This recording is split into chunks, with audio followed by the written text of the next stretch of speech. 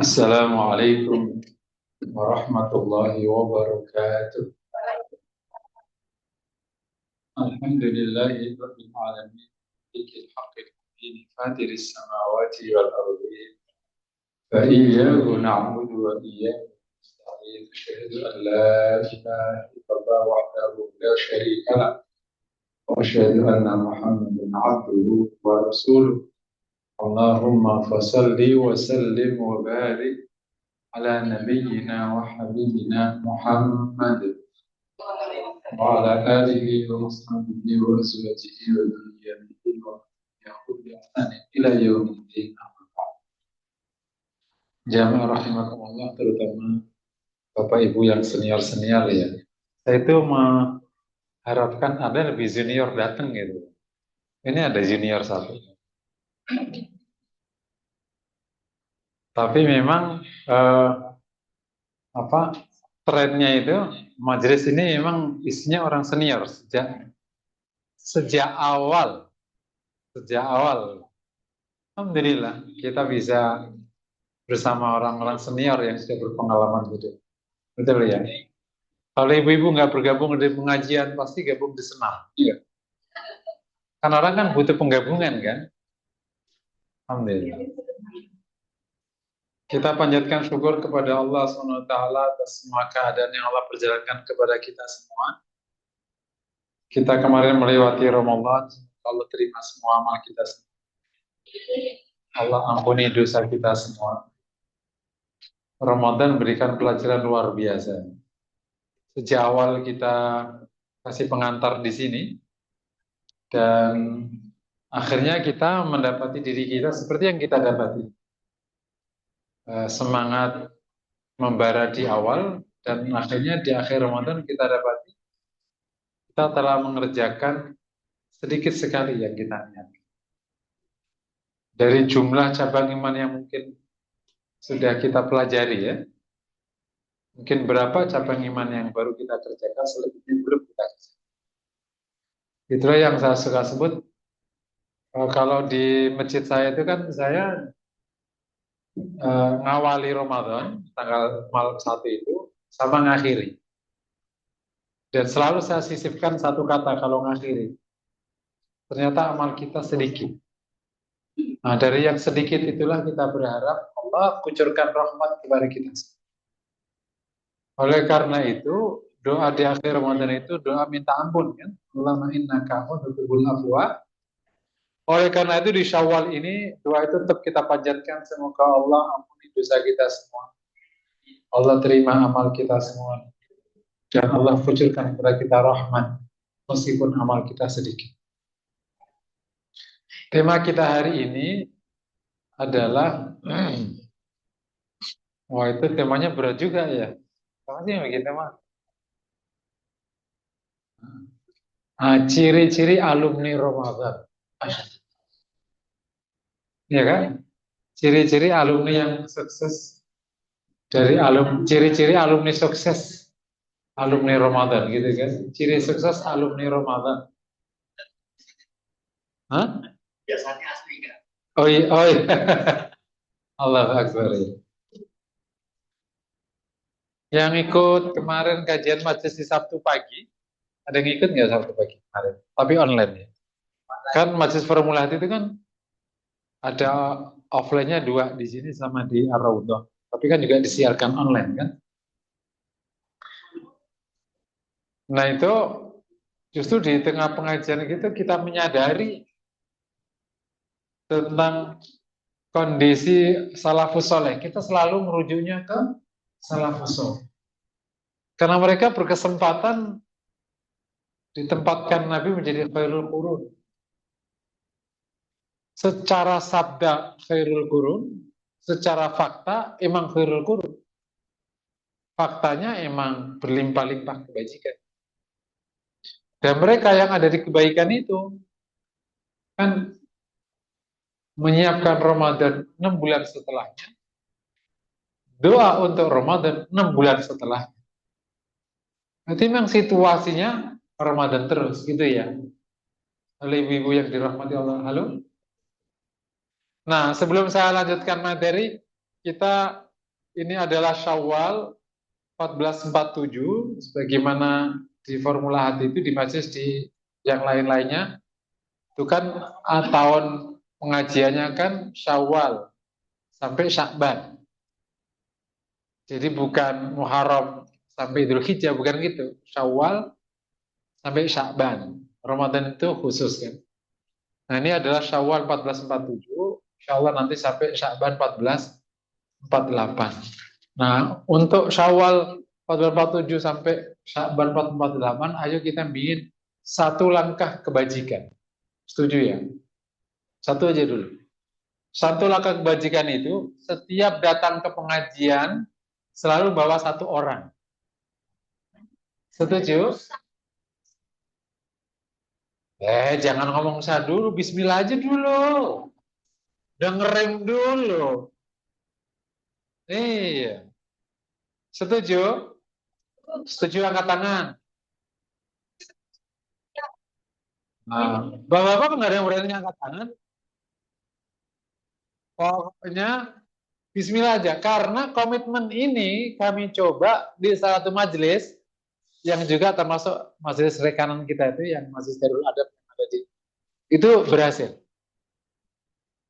Maksudnya tidak linear terus satu enggak, kadang satu bulan depan enggak, satu lagi. Dan akhirnya syiar. Kalau dengan izin Allah ada dua teori kan ya. Teori pertama teori hadis Nabi.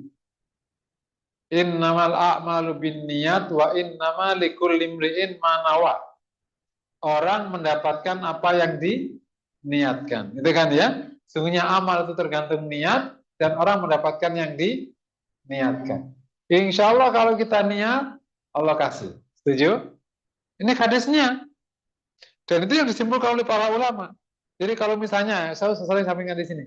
Kalau kita misalnya kok tidak khusyuk sholatnya, bukan karena nggak khusyuk, karena nggak niat. Begitu niat, khusyuk betul. Contohnya pas umroh, oh khusyuk. Coba yang umroh nggak khusyuk angkat tangan. Kalau umroh dapat dipastikan khusyuk tuh berhari-hari di situ. Karena niat memang ke sana. Mau niat ibadah khusyuk di Masjidil Haram. Bahkan punya kemampuan fisik yang nggak terbayang. Bayangin. Sampai ke hotel jam 12, jam 3 berangkat. Kok kuat? Betulnya? Sampai di hotel kan jam 11, terus makan. Terus jam 3 berangkat. Kok kuat? Karena niat. Kalau di sini, kenapa jadi ngantuk? Nih. Jadi insya Allah kalau kita niat bawa satu orang, dapat insya Allah. Iya? Setuju? Yang kedua, teori yang dikembangkan para psikolog yang sudah terkenal di dunia training. Engkau akan dibimbing oleh pikiranmu dan motifmu. Betul ya? Namanya teori apa sih namanya itu sih? Pengaruh itu lah, apa sih kalau apa namanya? Itu ada buku terakhir 2006 itu loh. Ya, pokoknya ada energi yang keluar dari. Jadi kalau kita niat dan kita berpikir kita insya Allah akan dapat, bahasa agama namanya husnudzon, kalau bahasa agama, maka Allah akan kasih. Jadi insya Allah kalau kita niat dan husnudzon kita dapat insya Allah. Nah, bukti niat itu adalah langkah, bukan angan-angan. Jadi dari sekarang list siapa nih bulan depan yang aku bawa, udah di list tuh. Kembali ke teori marketing. Nah, langsung pakai teori ilmiah semua nih ya. Teori marketing. Marketer paling bodoh itu 1% dapat dari total prospek. Marketing paling bodoh itu 1% dari total prospek. Tapi marketer yang keren itu 10%. Jadi kalau kau prospek 100 orang dapat 1. Pinter dikit 10 orang dapat 1. Nah, ibu-ibu ini kan orang pintar. Jadi ambil aja prospek 10 orang. 10 orang itu isinya suami pertama. Lo kan? Lo kan belum ada. Itu kan 10. Hah? Itu paling susah. Anak, mantu, cucu, udah, saudara. Siapa lagi orang yang kerja di kita, pasti mau. Selama ini kenapa nggak terpikir? Karena nggak nih. Setuju ya ibu-ibu? Setuju? Insya Allah mulai lagi 14 Syawal 1447 Syaban 448 ini kita bikin satu kemajuan, satu kebaikan. Setiap kita datang ke pengajian ke sini kita bawa satu orang. Setuju? Ya Allah, amin ya Rabbal. Aku mendingan aku nggak ngaji deh kalau kayak gitu. Nggak gitu. Kalau ya, emang ini kan dorongan kayak gini berapa? Karena saya akhir Ramadan kemarin itu agak tafakur lama. Apa ya amal yang paling bisa kita sodorkan yang paling banyak? Ya, pas Ramadan kan ujungnya kita tahu kan ya, qiyamul kita segitu. Bisa nggak kita qiyamul sampai kayak Rasul? Sampai setengah malam gitu. Gak ada yang kuat kan? Sejam itu udah pol-polan. Kalau aku ngimamin setengah jam itu sudah ketok-ketok kok. Kalau misalnya kita baca setengah halaman aja, itu udah ketok-ketok gitu. Karena selesainya udah setengah 10 itu kalau baca setengah halaman. Dan banyak masjid bacanya paling ayat, 3 ayat. Gitu. Jadi sehalaman dibaca 4 kali rokaat baru selesai. Gitu. Iya. Tilawah segitu-gitunya. Zikir gitu-gitu. Lebih banyak scroll TikToknya. Dan ada amal soleh yang saya pikirkan betul. Yang insya Allah berlipat-lipat. Halo? Ini pasarnya di mana sih pasarnya sih? Hah? Halo? Ini pasarnya di mana pasarnya, Pak? Karena belum dimulai, dia belum mulai pengajian, masih ngobrol-ngobrol gitu gimana? Udah mulai ini.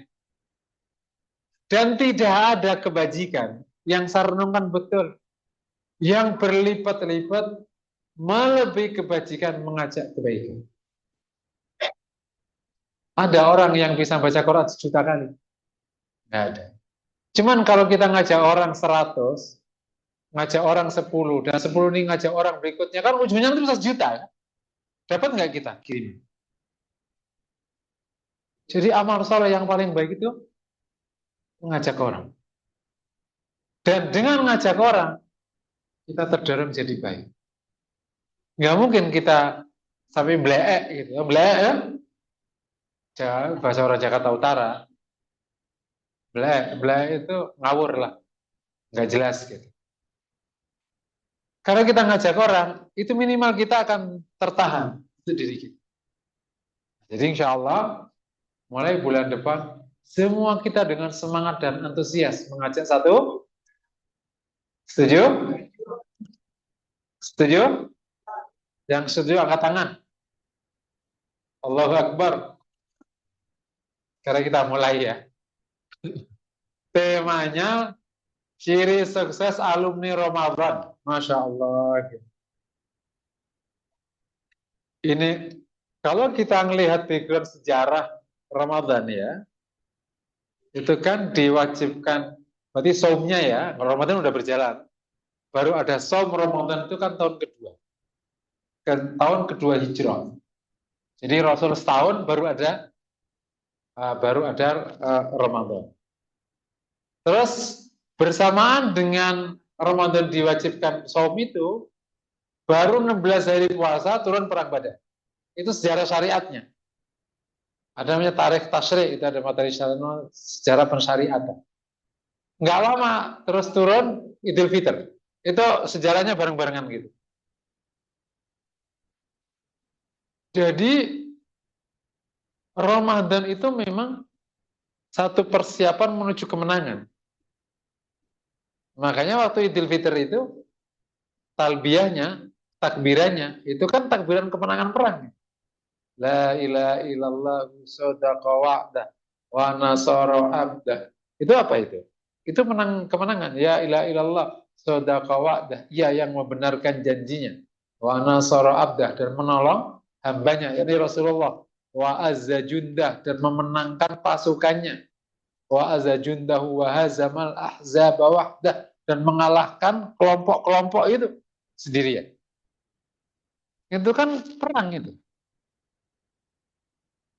Jadi memang Ramadan itu satu program pembentukan pribadi yang kuat dan super, sehingga melahirkan kemenangan dakwah dengan agama.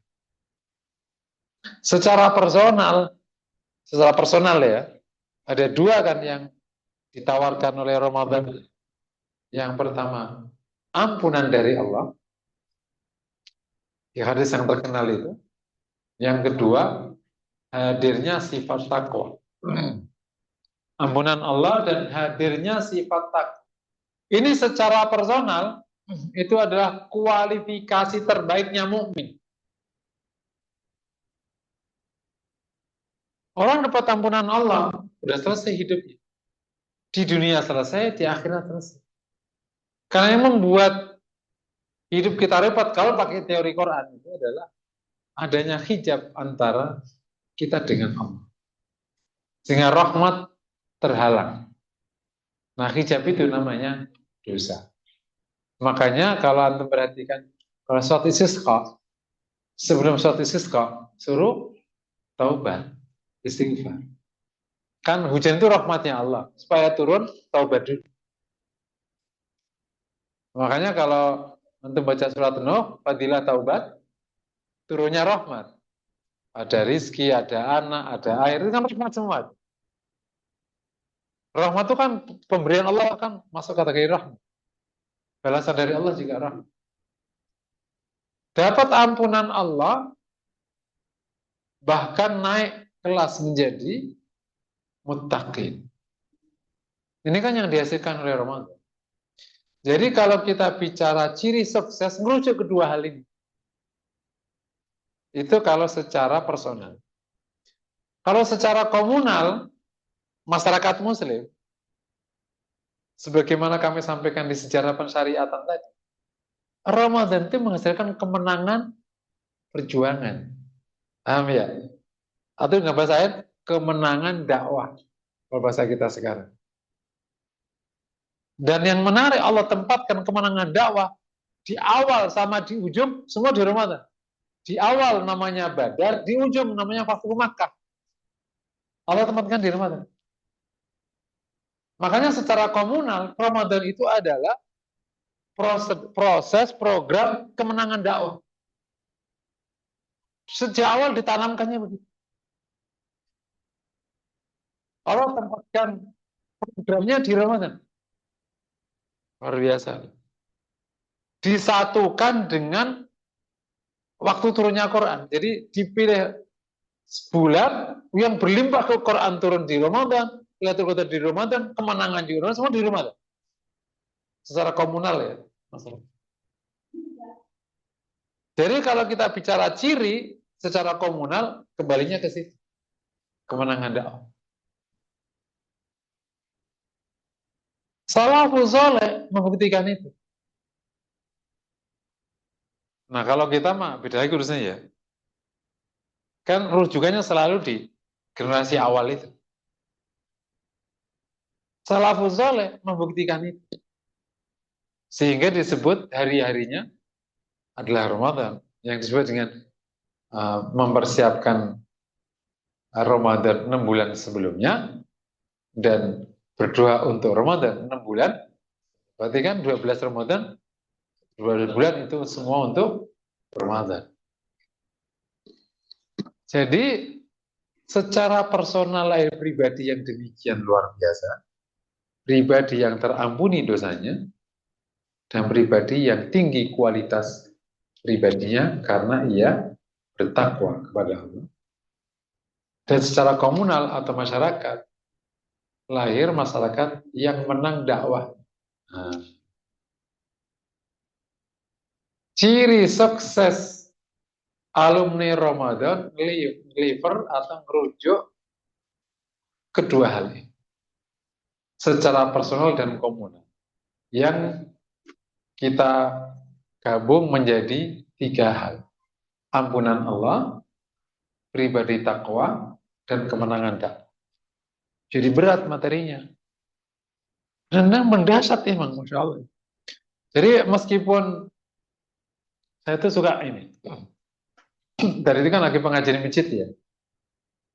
Ustadz, materinya berat gitu. Kan tadi itu materi cabang imam ke-58. Bab taat sama pemerintah. Tak kupaslah masalah politik. Karena kan judulnya itu taat kepada pemerintah. Emang gitu judul taat kepada ulil amr. Judul di cabang imannya. Itu kan urusan politik kan. Tak kupaslah susunan ketaatan. Rasul sabdanya di Imam Bukhari itu apa aja. Suruh taat, taat nggak boleh. Apa-apa boleh. Kenapa kok suruh taat? Kenapa nggak kayak di demokrasi yang macam-macam, nggak kayak yang panjang cerita jadi riuh gitu. Ternyata luar biasa hikmah-hikmah. Perkara sederhana menjadi jelimet. Bukan jelimet, karena tuh mungkin jarang bacaan aja, seakan-akan yang luar biasa jelimet apa. Sama case ini simple, tapi itu kita pelajari, dahsyat sekali. Kenapa? Karena dulu salafus soleh memang mendapatkannya di Ramadan semua. Semua halnya mendapatkan di Ramadan semua. Dampaknya perbaikan hidupnya juga dimulai dari Ramadan. Maka nggak sedikit yang mengatakan Ramadan itu adalah proposal tahunan untuk hidup kita di dunia dan di akhirat.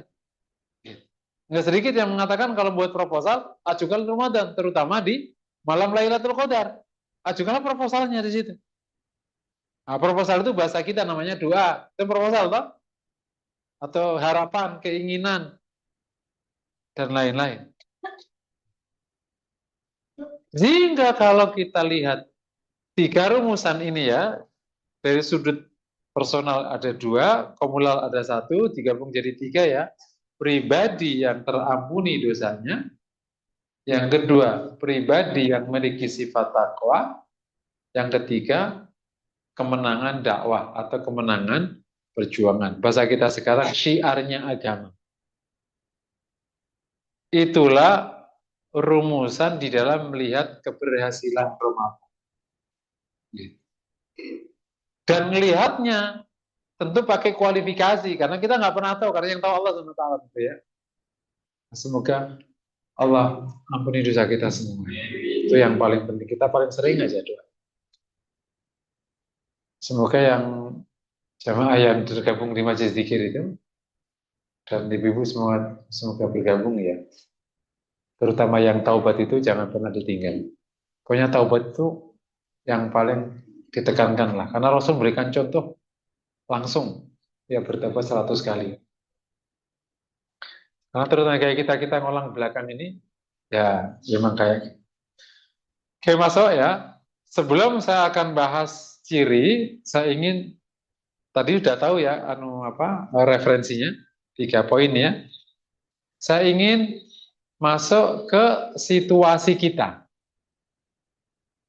Gimana situasi kita sehingga nanti Ramadan itu berdampak berapa bulan kesininya, gitu kan? Sekarang beberapa situasi yang kita alami nih sekarang. Pertama, waktu Ramadan kita dengan izin Allah akhirnya naik rata-rata semangat ya. Kalau bapak-bapak selalu ngukurnya soft sholat. Itu sih ukuran paling artifisial, yang paling gampang. Meskipun bukan segalanya, tapi itu ukuran paling gampang. Dan didapati begitu masuk Syawal itu langsung separuh Ramadan, kembali ke soft awal. Misalnya yang awalnya 4 awal Ramadan kan misalnya 8 rata-rata. Rata-rata itu 2 kali lipat. Kalau 4 Ramadan 8. Syawal ya 8 lagi, 4 lagi. Kalau misalnya dulu sebelum Ramadan itu misalnya sehari seperempat juz atau 2 halaman. Berarti 1 lembar. Pas Ramadan kan sehari 1 juz. Pas Syawal balik lagi kan. Benar nggak kira-kira? Ini saya nggak survei, tapi ini observasi umum. Kalau orang biasa observasi biasanya nggak jauh beda. tempat-tempat lain. Kan sampling itu kan bisa tutup ternyata benar rata-rata gitu. Nah pertanyaannya kenapa kok gitu? Ya? Iya. Nah, ini kan kalau kita bicara teori itu kan bisa kualifikasi idealnya. Nah, sekarang aku ke faktanya aja dulu. Nanti baru kita teorinya, nanti biar kita evaluasi masing-masing. Faktanya ada degradasi yang hampir 100%. Kan tadi kan dari kebiasaan, misalnya waktu Sya'ban itu 1 halaman, Ramadan kan 1 juz biasanya kan. Waktu Syawal kembali ke 1 juz atau kembali ke 1 halaman, ya kan? Itu baru satu case amal soleh kecil. Waktu Ramadan, rajin sedekah setiap hari. Waktu Sya'ban biasanya mungkin seminggu sekali pas pengajian. Pas Syawal kembali sehari apa setiap hari atau kembali ke seminggu sekali. Jadi kita akan punya ritme begini hidup kita. Gini nanti naik terus datar lagi. Gitu kan ya. Jadi Ramadan itu pencapaian yang tidak berbekas. Kalau mau berbekas itu kan mendingan gini naik turun, turunnya itu nggak sama dengan yang Syawal. Itu yang saya suka nyebut bikinlah kurva turun naik tapi ujungnya naik. Itu yang saya suka, kurvanya bukan gini turun naik turun naik. Bukan, itu kan namanya standar, nanti ujungnya kan sama. Turun naik turun naik turun naik gitu.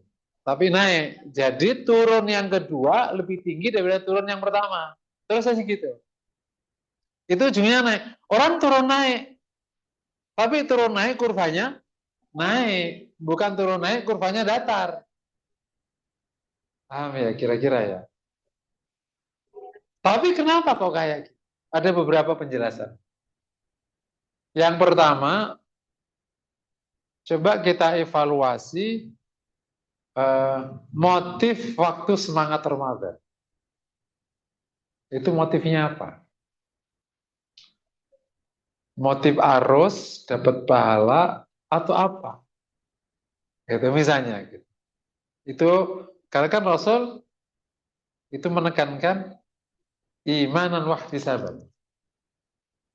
Itu kok ditekankan, itu betul terasa. Begitu kita bahas tema ini, 2 pokok itu memang terasa pentingnya. Kan sejak awal kan orang berapa kan wajib ikhlas di mana-mana. Tapi kenapa Rasul itu menekankan man soma imanan, man soma Ramadan imanan wahtisaban. Yang kedua dasarnya di situ adalah iman. Kabar buruknya, kita masuk ke fakta-fakta hidup kita hari ini. Jadi secara turunan, secara urutan hari, itu kan ada sabda Nabi yang sangat membuat kita khawatir. Ceritanya Anas bin Malik ditanya oleh seorang waktu zamannya Yazid, anaknya Muawiyah. Itu kan situasinya udah tidak begitu sebaik zaman Khilafah Rasyidah. Udah terjadi hal-hal buruk yang nggak terjadi zaman Khilafah Rasyidah, apalagi dibandingkan sama Nabi, udah jauh. Seorang tanya kepada Anas, ya Anas, ini keadaannya kayak begini. Masih abad pertama loh itu. Kata Anas, sami'tu Rasulullah SAW yaqul ma min yaumin illa wa ba'dahu syarrun minhu. Tidak ada hari kecuali hari setelahnya lebih buruk daripada hari sebelumnya. Artinya hari-hari itu semakin buruk. Itu sabda Nabi. Padahal kita ini udah 1500 tahun dari zaman abad pertama aja tidak sebaik zaman Rasul. Paham ya? Jadi situasi kita itu situasi yang hari-hari yang semakin buruk. Oke ya? Yang kedua, semakin ke sini orang itu semakin tidak independen. Tidak independen. Semakin ke sini, orang itu semakin ikut arus. Itu pernyataan budayawan, bukan pernyataan saya. Orang di abad 21, semua keputusannya itu sesuai dengan arus. Saya mau nanya ke Billy, beli handphone itu pilihan sendiri atau arus? Ya kan? Hijab, pilihan sendiri atau arus? Ayo, hijab. Dia apa arus?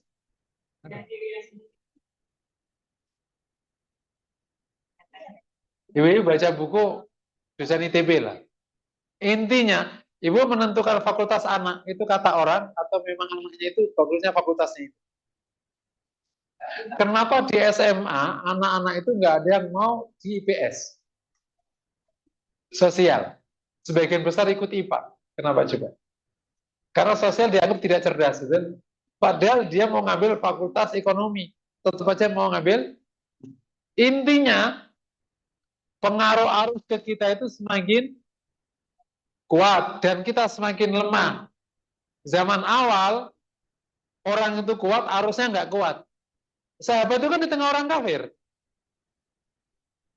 Emang Pak Tabiin nggak hidup di tengah orang kafir? Tengah orang kafir. Lewat aja. Nah, dari fakta itu, kita itu curiga. Jangan-jangan baiknya kita waktu Ramadan itu karena arus. Bukan motif sendiri. Qadarullah arusnya baik. Itu lo ngerti nggak? Kan ini takdirnya Allah Ta'ala. Indonesia itu kan mengalami proses kemajuan dakwah kan tahun 80-an. Ya NKK, BKK, dakwah kampus, macam-macam dulu. Dan akhirnya kan menjelma sekarang. Ada orang pengajian di mana-mana, orang dulu mana ada dulu. Tahun 70-80 kan nggak ada kan. Saya kemarin dikasih tahu sama salah satu pejabat di Kemenhan. Ustadz, tahun 80, tahun 80. Itu yang Jumatan bisa dihitung. Bukan yang sholat, yang Jumatan. Dan sekarang yang tidak jamaah bisa dihitung. Jauh kan 40 tahun itu. Ada arus baik. Kalau itu emang arus, maka dapat dipastikan nggak berbekas. Ibarat kita itu mobilnya gelinding, bukan karena mobilnya nyala, karena ada kedorong mobil dari atas, kebetulan turun. Jadi udah kita ngikut. Pas yang dorong berhenti karena nanjak, ya berhenti pula ujungnya. Nah itulah kita posisinya. Kembali ke posisi awal. Jadi kalau kita begini, makanya selalu di akhir Ramadan itu, ujungnya selalu minta maaf kepada Subhanahu wa ta'ala. Ujungnya selalu minta maaf kepada Allah Subhanahu wa ta'ala. Karena memang mestinya Ramadan itu kan berdampak. Berdampak mesti. Dan dampaknya, walaupun nggak semuanya, adalah yang cukup signifikan. Kalau menggunakan data paling gampang tadi, itu yang tadi paling gampang. Tapi kan bukan segalanya, itu hanya data. Jadi misalnya, selembar naik 1 juz, turun 2 lembar. Mending kan? Berarti Ramadan berpengaruh terhadap peningkatan 1 lembar halaman. Itu namanya gitu kan, kalau di ini kan jadi gitu. Tapi kalau sekarang kan Ramadan tidak berpengaruh terhadap peningkatan lembar bacaan. Gitu kan? Nah, gitu kan kira-kira. Ramadan berpengaruh terhadap peningkatan jumlah sedekah. Dari 1.000, kemudian berapa ribu, akhirnya kembali 1.500. Misalnya gitu. Dan lain-lain. Jadi ada sekian persen pengaruh. Nah, nanti kalau kemudian itu diakumulasi tahun per tahun, lama-lama meningkat kan. Nah kalau kita lihat situasi kayak gitu, maka lagi-lagi kita ulangi lagi, kita harus banyak taubat kepada Allah, istighfar kepada Allah sebanyak-banyak. Apalagi memang kita orang terakhir ya, abad 15 atau orang 1.500, ditinggal Nabi sudah sekian lama. Jadi memang yang diperbanyak istighfar sebanyak-banyak. Dan itu menarik. Semakin kita meningkat kesolehannya, itu dapat dipastikan semakin tampak kekurangan dan kesalahan. Itu rumusnya. Semakin meningkat kesolehannya, itu semakin tampak kekurangan dan kesalahan. Kesadaran akan kekurangannya semakin tinggi. Itu menjelaskan kenapa Imam Syafi'i mengaku tidak saleh. Dasarnya walladzina yu'tuna ma atau wa qulubuhum wajib. Dan orang-orang yang terus bersedekah atas apa yang diberikan Allah kepadanya dan hatinya tetap khawatir. Gitu. Sebaliknya, semakin tidak tampak keburukan dan kekurangan, yang tampak hanya kebaikan, sesungguhnya itu semakin buruk dia. Karena orang munafik lah yang begitu. Nah, jadi kami ulangi lagi. Kalau kita bicara ciri alumni Ramadan, yang pertama dari klausul ampunan, berarti ada situasi pertaubatan yang berjalan baik. Apa itu situasi pertaubatan yang berjalan baik? Atau situasi orang-orang yang terampuni. Pertama, dia sangat menjaga diri dari kemaksiatan. Kita nggak bicara taatnya dulu. Orang taubat itu pasti dia akan takut ke sana. Jadi kalau pernah ngeliat orang trauma, nah taubat yang sungguh itu kayak orang trauma. Dia pernah salah X, entah X apa. Pernah nggak ngeliat ada orang membunuh, begitu ngeliat tempat dia membunuh itu kayak ketakutan. Orang taubat itu kayak gitu. Dia pernah dosa dan kalau dengar kata itu dia ketakutan. Berarti ada kesungguhan untuk menghindari itu jauh-jauh. Nah pas Ramadan kalau orang bertaubat, itu pas arti maksiat yang pernah ditaubati, dia akan tidak akan balik. Kalau balik berarti taubatnya kemarin nggak serius. Atau pengampunannya berarti nggak berjalan. Berikutnya, ada perubahan selera. Ya. Dia semakin nyaman dalam kebaikan. Jadi orang tuh kalau taubat benar, itu di samping dia menghindari, bahkan agak antipati, dia itu memulai suka kebaikan. Kebaikan bukan sekedar harus dikerjakan, tapi dia sudah menyukai kebaikan. Pernah dengar ada orang yang salah makan bertahun-tahun terus dapat materi makan bener. Nah, dengar kayak gitu ya. Nah, misalnya ada orang suka makan bakso pakai gaji-gajian itu apa? Lemak-lemak dan kan, tetelan terus kan. Sampailah dia punya masalah jantung. Dia dikasih tahu katanya bahwa selama ini makanya gini. Makanya berhenti sekarang. Oke? Sekarang berhenti makan daging, berhenti. Sekarang makannya buah. Oke? Kalau dia komit, setiap ketemu sayur dia senang. Kalau nggak komit, pasti setiap ketemu bakso mengingatkan masa lalu yang dia ingin makan lagi. Kalau belum terjadi perubahan selera, berarti taubatnya belum. Karena orang taubat itu terjadi perubahan selera.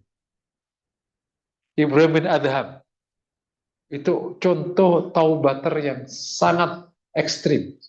Dia orang sangat hedon karena raja, langsung berubah. Nggak suka sama gitu, sukanya berkholwat. Itu contoh orang yang taubat benar. Contoh paling lagi Umar bin Khattab. Nah, awalnya membunuh Nabi, sekarang membela Nabi seketika. Seketika, nggak pakai waktu. Seketika, karena taubatnya benar. Taubat benar kan memang salah satu kualifikasi taubat ya. Alladzina amanu tubu ilallahi taubatan nasuh. Nah, itu akhirnya masuk ke hadis Nabi yang terkenal tentang syarat hasanatu wasal sayyi'atu fahuwa mu'min. Barang siapa yang berbuatan baik yang membuat dia suka, bahagia, dan berbuatan buruk yang membuat dia sedih, maka dia mukmin. Iya. Berikutnya ciri berikutnya masih dari klausul ampunan Allah Subhanahu wa taala. Yang ketiga adalah ada kemudahan kebaikan. Kayak seneng tapi nggak semua dimudahkan. Seneng tapi mudah aja berbuat baik. Kemudahan berbuat baik. Karena salah satu ciri orang yang dapat rahmat, kan ujungnya nanti kan dapat rahmat. Itu Allah mudahkan kebaikan. Bahkan dia nggak punya apa-apa masih bisa berbuat baik. Karena ada orang yang berbuat baik itu susah. Ada aja alasan nggak jadi. Ya kan? Contoh orang mau ngaji. Kalau nggak dimudahkan oleh Allah itu, ayo Bu kita ngaji. Oh, ya Allah aku udah niat dari pagi ternyata mules. Jadi ntar dulu ya. Pas mules akhirnya ketinggalan. Ya udahlah bulan depan. Pas bulan depan mau ngaji ternyata mertuanya datang. Ya kok mau datang? Masa ditinggal? Akhirnya bulan depan lagi. Mau ngaji lagi nggak jadi. Ternyata mobilnya dipakai sama anak. Aku naik apa? Ya naik angkot. Gimana nggak ngerti? Nggak jadi. Ada aja alasan. Tapi kalau Allah mudahkan, ada alasan untuk bisa berjalan. Nggak ada ini bisa gini. Nggak punya duit amal ini, nggak punya ini. Aku lagi kurang sehat, sampai tidur aja bisa berbuat baik. Ya, nanti ada kemudahan karena Ramadan itu salah satu makna setan dibelenggu, salah satu makna itu adalah Allah mudahkan padanya kebaikan. Jadi turunan Ramadan yang lulus, Allah mudahkan baginya kebaikan. Kan begitu Syawal kan setan dilepas lagi secara makna tekstualnya. Tapi hamba-hamba Allah yang sudah diterima ini tetap berjalan pertolongan Allah. Makanya kalau salah satu yang harus dipahami ya di konteks setelah kita ngaji tazkiyatun nafas, kalau kita susah berbuat baik atau susah berbuat baik, itu pertama yang dicek itu niat. Yang kedua yang dicek adalah taubatnya. Kok berbuat itu susah amat ya? Mau ini kayak misalnya kan ibu juga gini, mau mau datang ngaji aja ada aja dilan sama suami disuruh ini ada aja alasan. Kenapa sih mas? Itu kok berbuat baik kok repot banget ya? Itu kan gampang aja ke situ. Itu berarti apa ada niatnya atau apanya yang mengganjal sehingga nggak melintir. Jadi dari klausul ampunan Allah lahir tiga ciri. Pertama, sangat anti atau sangat menjauhi. Jadi jika di Syawal ini kemaksiatan kembali muncul, ya berarti di bab ini kemarin mungkin taubatnya ini ya semuanya belum dapat ampun. Tentu kita nggak pernah tahu. Kan ini kan bicara ikhtiar sebagai manusia. Tentu semuanya yang tahu hanya Allah SWT. Yang kedua, adanya perubahan selera atau mulai senang kepada kebaikan. Karena waktu Ramadan syahwatnya berubah dari amarah lawama menjadi mutmainnah karena latihan puasa, latihan zikir. Dan begitu mutmainnah langsung dia suka. Makanya kalau Ramadan kok seleranya nggak berubah, berarti mana itu belum jadi mutmainnah.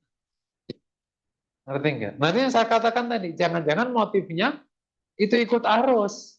Jadi mesinnya belum bunyi sebenarnya. Belum. Jadi gelinding aja sebenarnya. Kenapa kok begitu Syawal kok kembali? Berarti nggak bunyi mesinnya. Gelanjur aja. Alhamdulillah emang arusnya arus baik. Kalau arus buruk gimana? Ya kayak dulu sebelum tahun 80-an. Betul ya? Tahun 80-an yang ke masjid sudah bagus. Jadi hitung. Mau SMA-nya masih pakai rok pendek. Aku pernah nanya, ada orang aku belum nggak pernah puasa waktu muda. Ya emang pernah ada lah. Zaman dulu kan kita nggak puasa, Ustaz. Benar nggak sih? Zaman dulu kan kita nggak puasa. Mokel itu kan merupakan satu kebanggaan. Lo tahu mokel ya?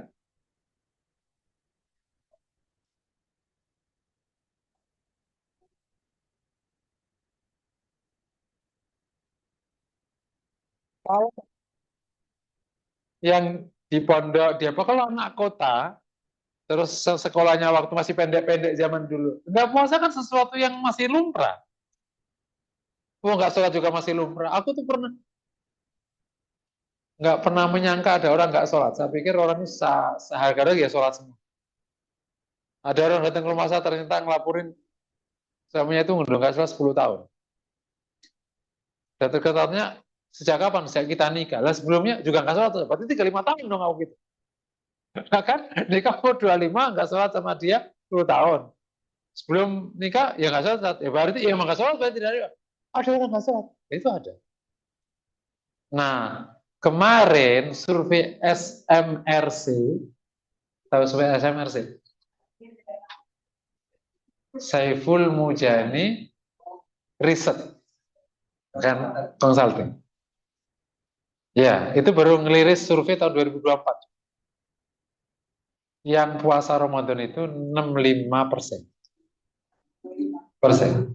Yang 35% nggak puasa. Mokel. Tahun 2004 loh. Berarti tahun 80 berapa? Ngerti nggak saya? Yang bisa baca Quran 30%. Kemenak juga surveinya kayak gitu. Kemenak ya, itu yang bisa baca Quran, berarti 70% belum bisa baca. Yang sholat berapa itu ada survei-survei. Artinya masih, jadi kalau arus besar kayak tadi, jangan-jangan memang itu arus bukan mesin hidup, gitu ya. Oke, itu ciri ketiga. Sekarang masuk ke klausul kedua, langsung ciri keempat. Berarti ketika orang menjadi pribadi takwa, berarti kan berhasilnya dia menjadi pribadi takwa. Masih ingat ya, kembali ke takwa-takwa itu kan rasa takut kepada Allah, terus mentaati Allah, berhati-hati dalam menjalani itu. Oke ya. Ciri keempat alumni Ramadan yang sukses adalah punya rasa takut muncul sesering mungkin. Sesering mungkin muncul rasa takut. Mungkin yang kemarin ikut kajian Jumat pagi ya, nggak ada ya. Itu kan nggak tahu tiba-tiba nggak mengurutannya waktu tadabbur itu kan masuk ke surat Ibrahim. Kemarin yang Jumat pagi online. Itu kan bunyinya luar biasa tuh. Surat Ibrahim ayat 49 kalau nggak salah. Atau 49. Wa taral mujrimina yauma idzin muqarranina fil aswad sarabiluhum min qatiran wa taghsha wujuhahumun nar. Ayat aja ini. Itu mencekam sekali. Wa taral mujrimin dan kau akan lihat orang-orang berdosa itu hari itu dari kiamat. Muqarranina fil asfad. Mereka bersama-sama di rantai, dibelenggu. Terus sarabiluhum min qatiran. Pakaiannya itu dari aspal. Wa taghsha wujuhahumun nar. Dan api itu memenuhi wajahnya semua. Aspal itu kan kena api kan kebakar kan? Nah, jadi itu dia ketutup aspal terus kebakar. Terus dia keikat. Itulah kondisi orang mujrim.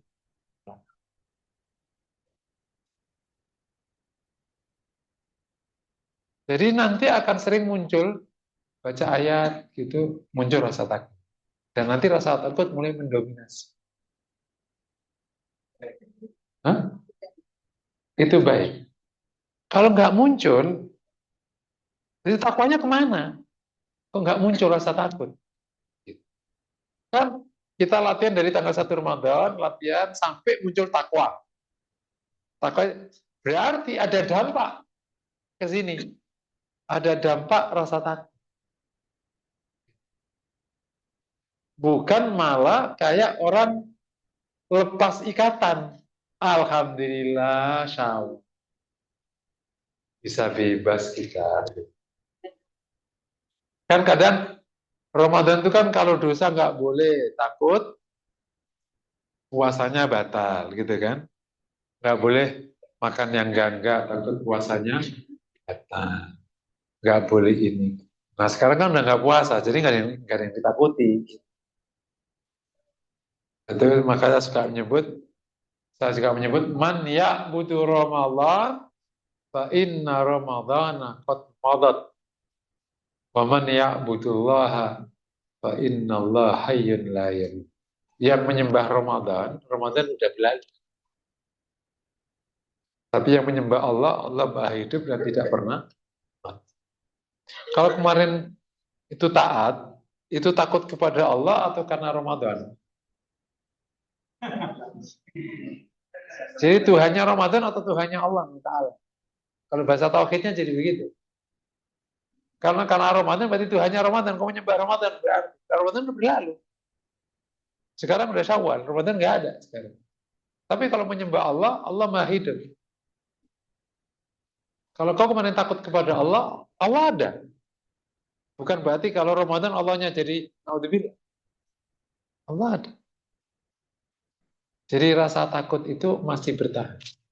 Meskipun tentu tidak sebaik Ramadan. Nah, itu kalau ibu mau ngetes, ibu aja baca Quran bagian adab. Jujur nggak rasa takut. Gitu. Kan ada orang dengan ayat adab normal. Ada orang dengan ayat adab mulai takut. Contoh gini, untuk ngetes. Agama ini ilmiah sekali. Siapa yang takut kena debu? Ibu-ibu yang takut kena debu angkat tangan.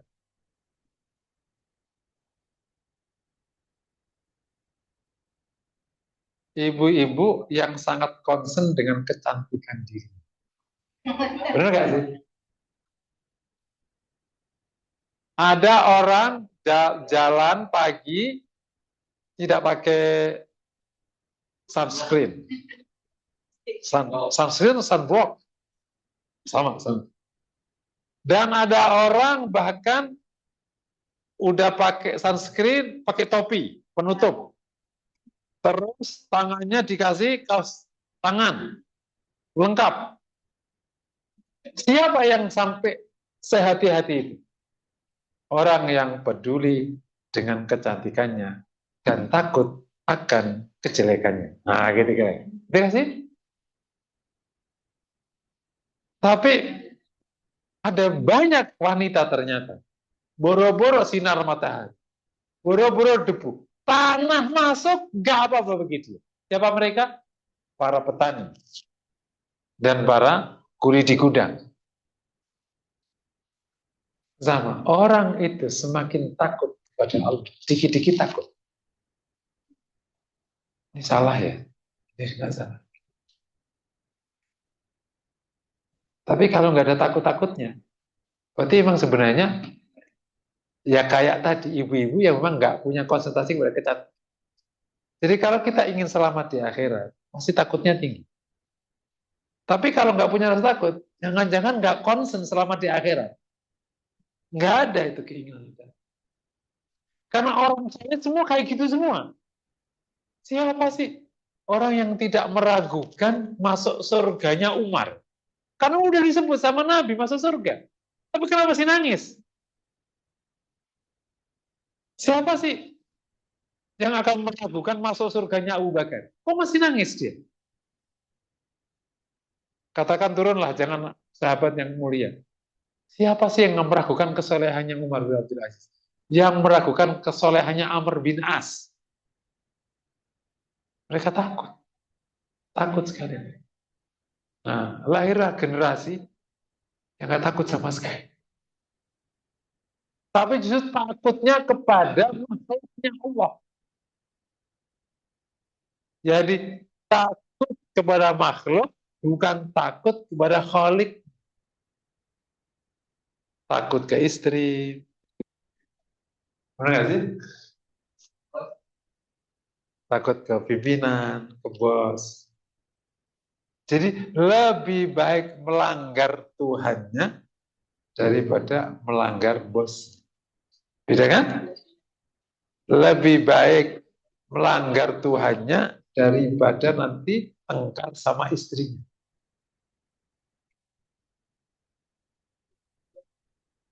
rasa takut dicabut. Tapi semoga Ramadan ini membalikkan situasi yang benar.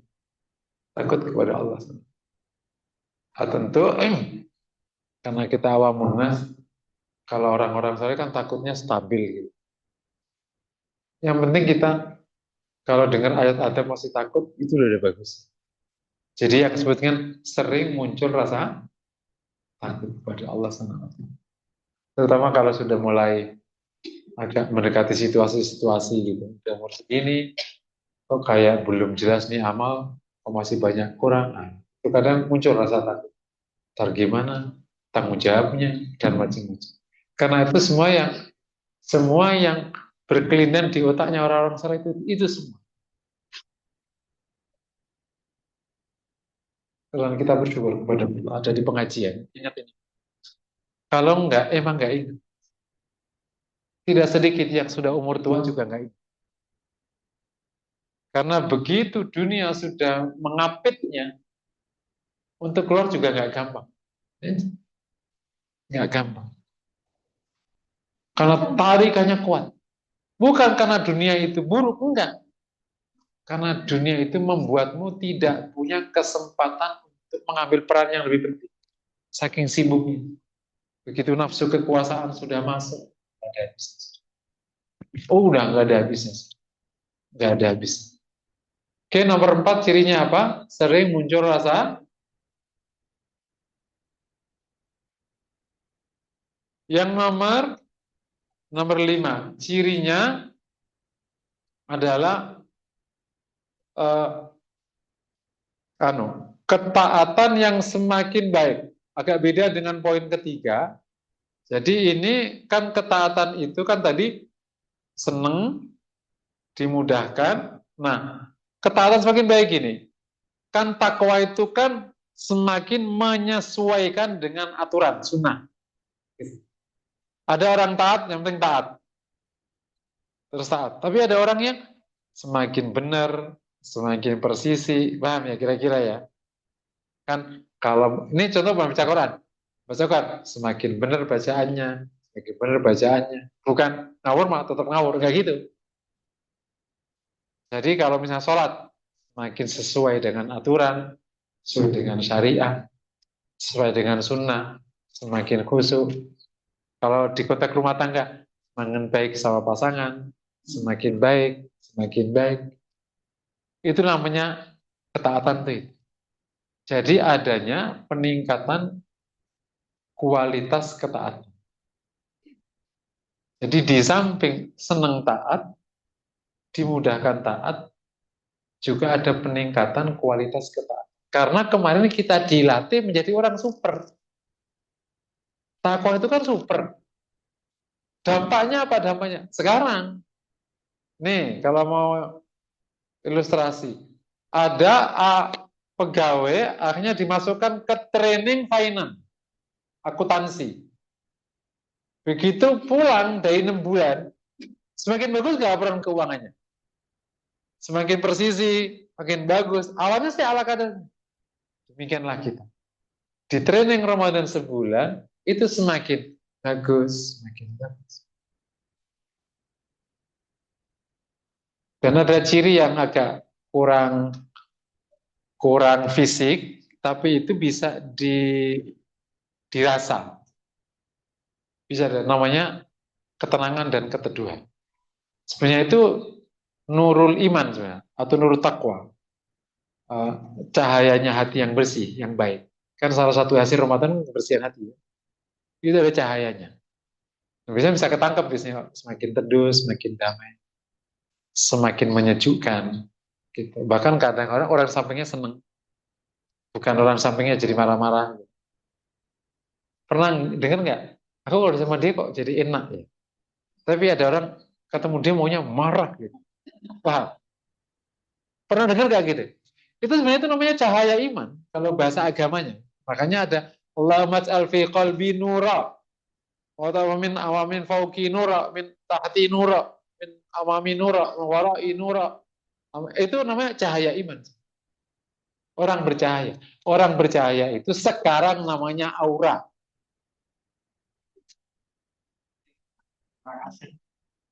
Nah, konsep agama yang namanya nur, apakah punya hubungannya nggak tahu. Tapi yang paling dekat konsep cahaya yang dipahami oleh para ulama tentang cahaya iman orang yang bisa ketangkep itu, yang biasanya kita kalau ketemu para aulia gitu kan, itu sekarang namanya auraid.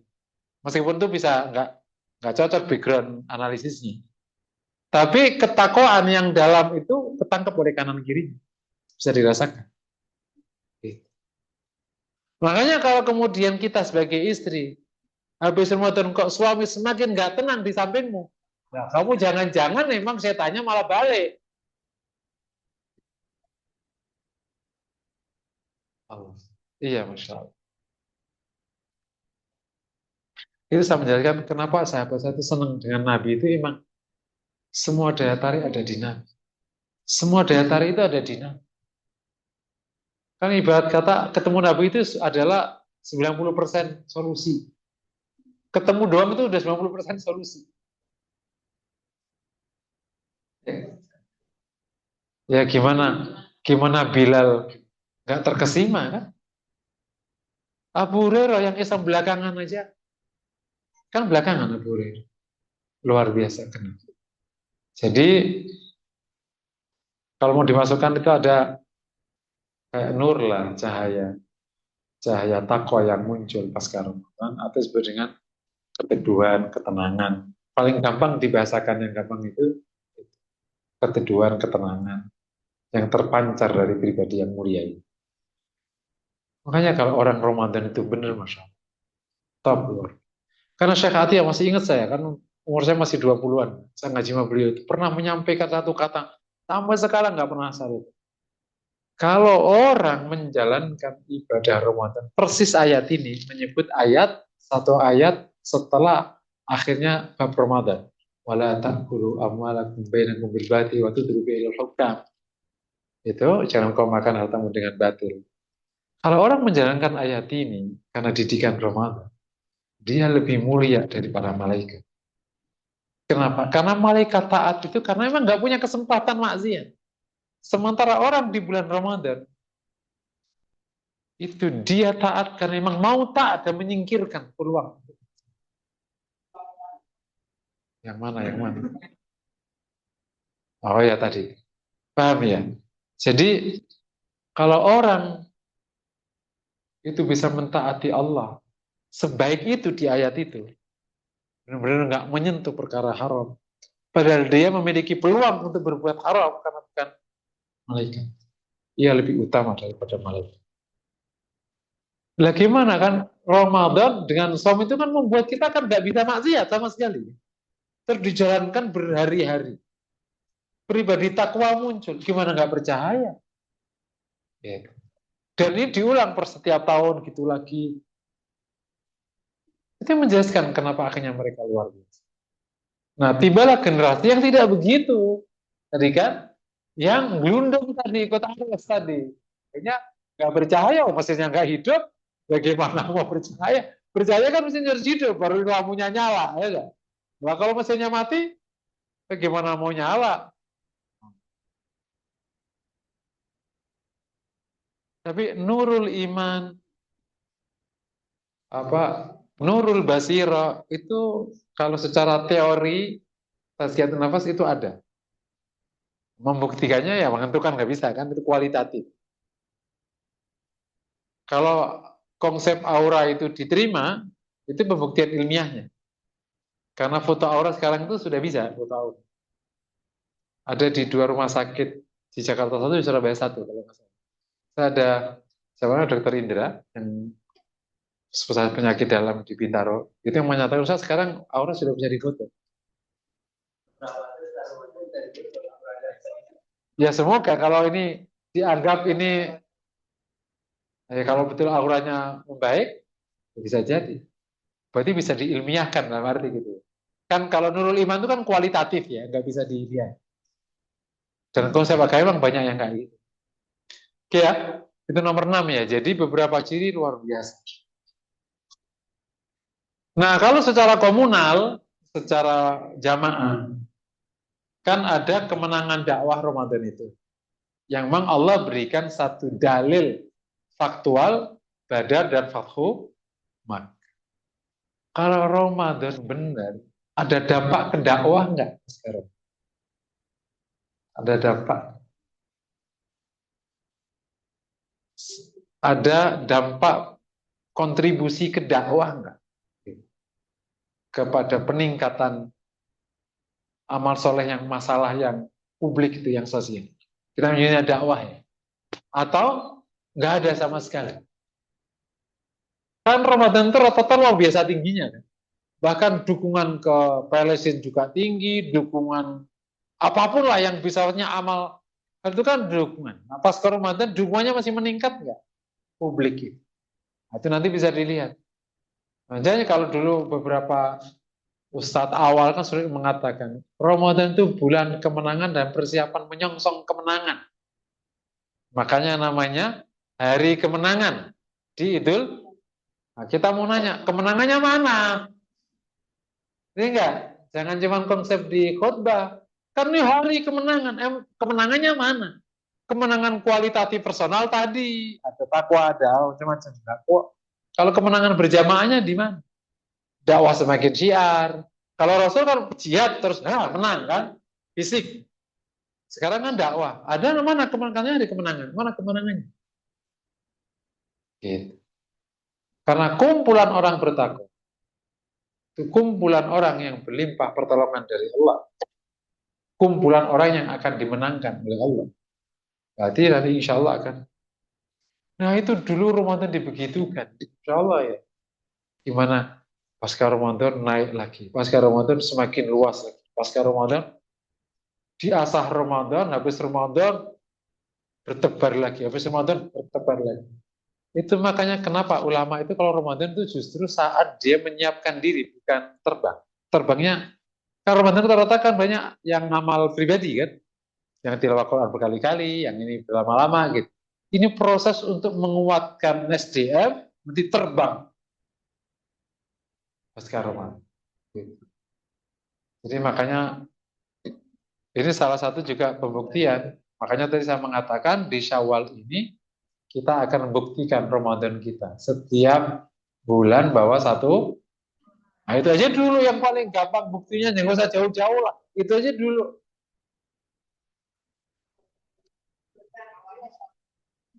Itu kan bagian variabel kecil siarnya agama kan, datangnya orang ke masjid ini.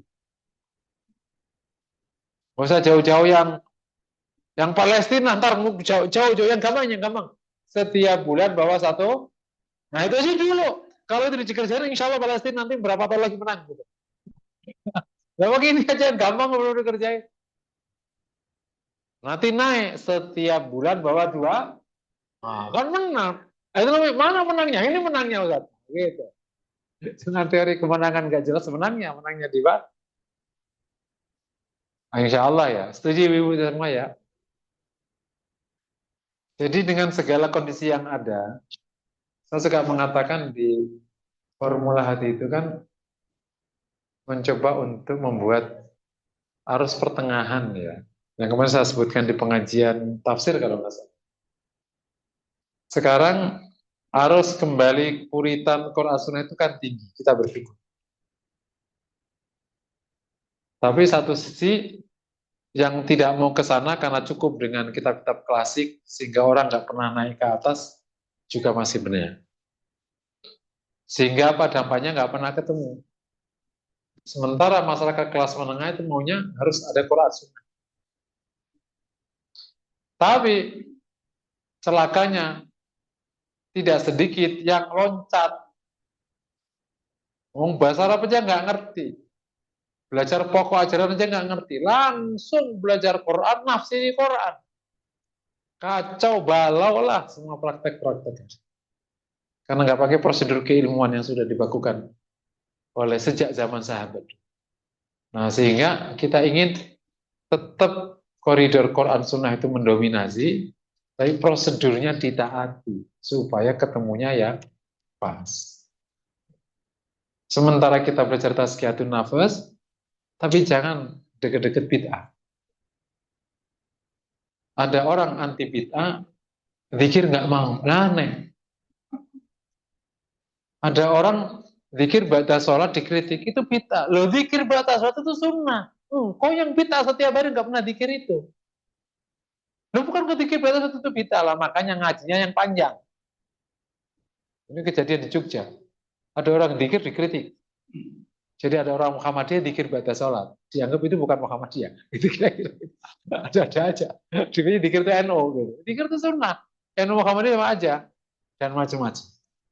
Sehingga di konteks ini, kalau pengajian kita ini bisa semakin syiar, semoga bisa menjadi harus besar. Sebuah pengajian yang ada kontribusi keilmuannya, tapi mesti gampang dicerna masyarakat. Masyarakat tidak dinambobukan dengan materi yang tidak pernah dinaikkan kelasnya. Terus yang nggak naik, muter-muter nggak naikkan kelas. Tapi juga jangan naik kelas ketinggian, loncat, akhirnya pusing. Demikianlah posisi kita di majelis. Jadi ada 7 ciri ya, yang gampang dilihat. Ya, 3 merujuk ke klausul pengampunan, 3 merujuk ke klausul ketakwaan, 1 merujuk ke klausul kemenangan perjuangan di zaman Nabi. Nah, gimana dengan kita-kita? 2 sikap. Pertama, berharap semoga ciri itu ada di kita. Amin ya rabbal. Kalau tidak ada gimana? Kita mencoba menciri-cirikan.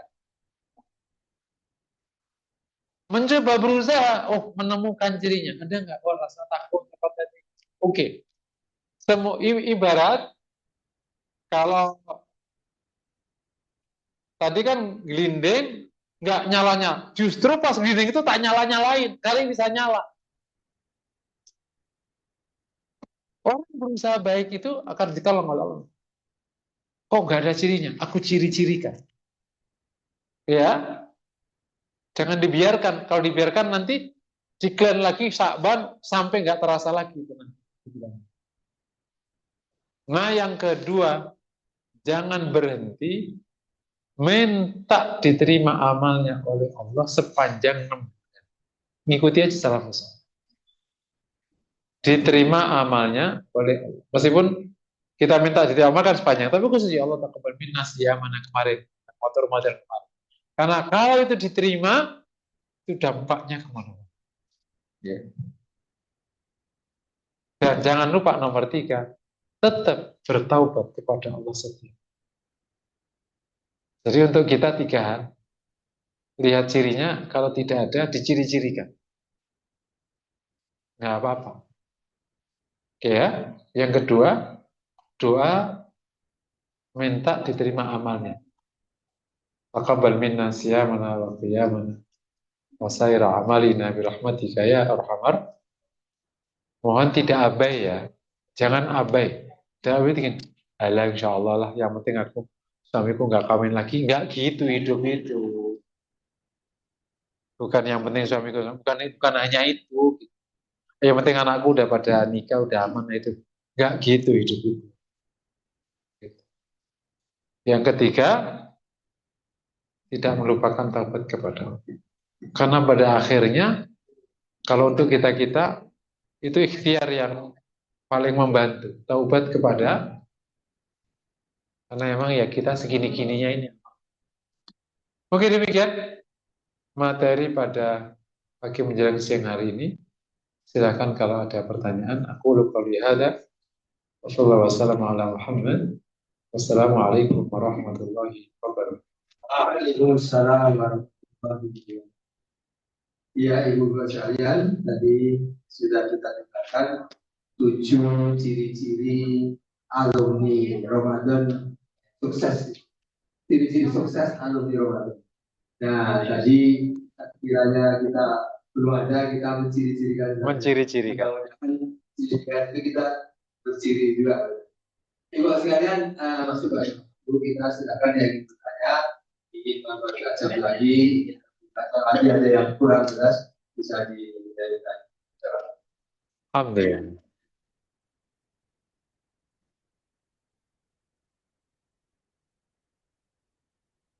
Ustaz. Waalaikumsalam. Saya kehilangan satu Ustaz. Tadi eh, karena pengampunan ada 3, terus karena takwa ada 3.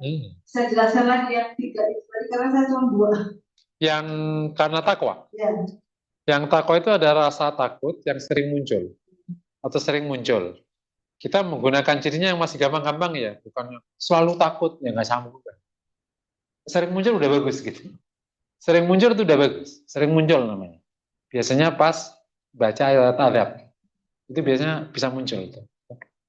Yang kedua, semakin baik kualitas ketaatannya. Ada peningkatan. Yang ketiga, cahaya iman. Ada situasi yang teduh, ketenangan, kedamaian yang keluar. Gitu.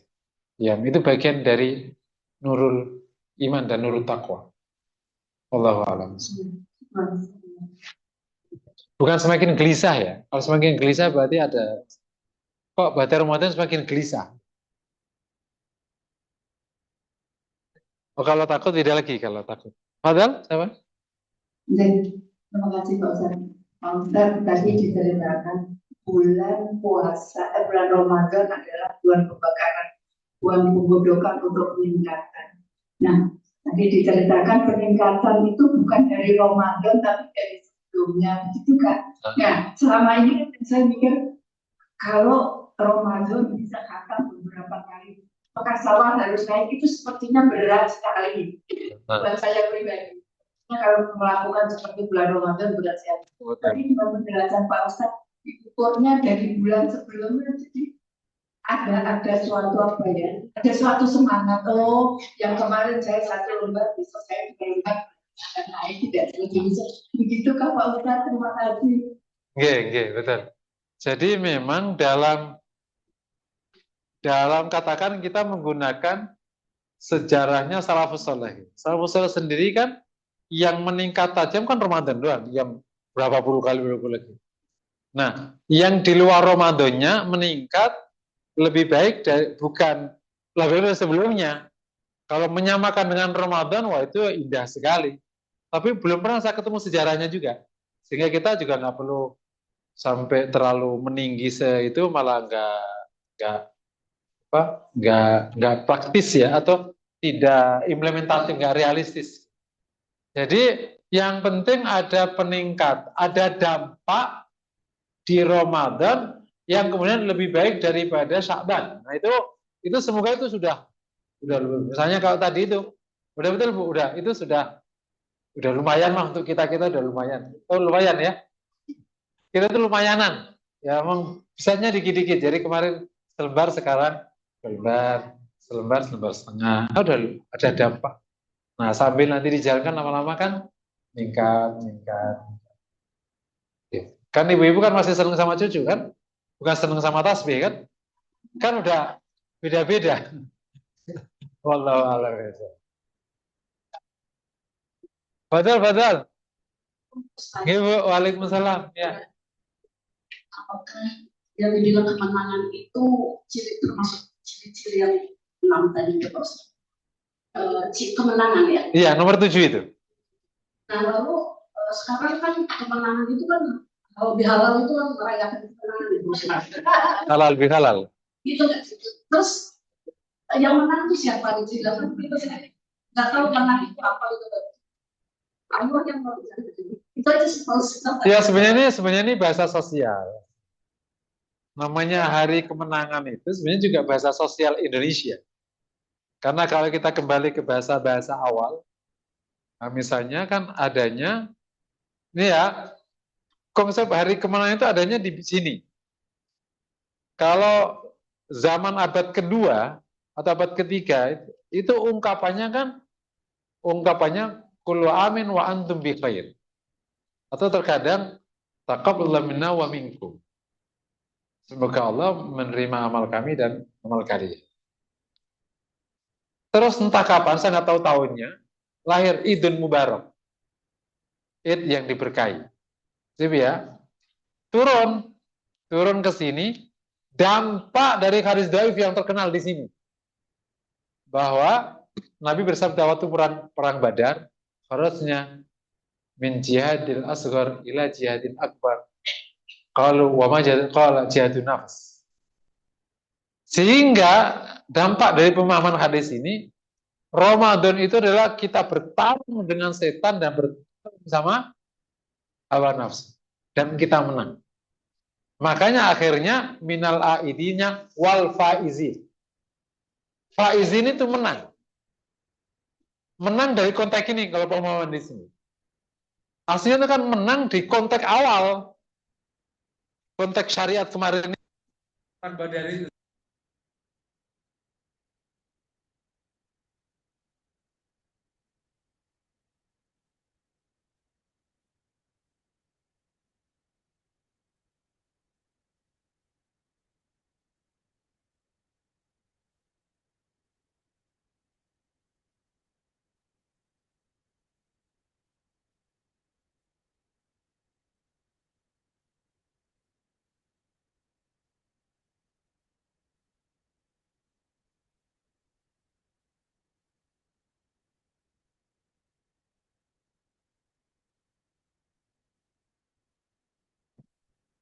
tadi coba kita praktikkan ke tempat kita. Nah, itulah tadi 1 bulan bahwa satu. Itu aja dulu yang paling gampang. Yang lebih teknis ke bawahnya. Itu hari kemenangan itu kemenangan itu maksudnya. Allahu a'lam.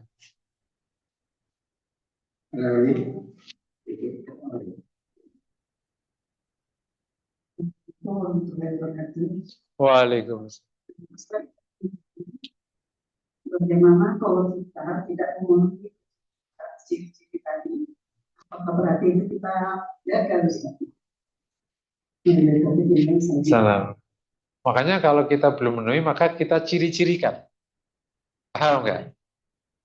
Jadi yang pertama, jangan putus harapan kepada. Itu harus diangkut.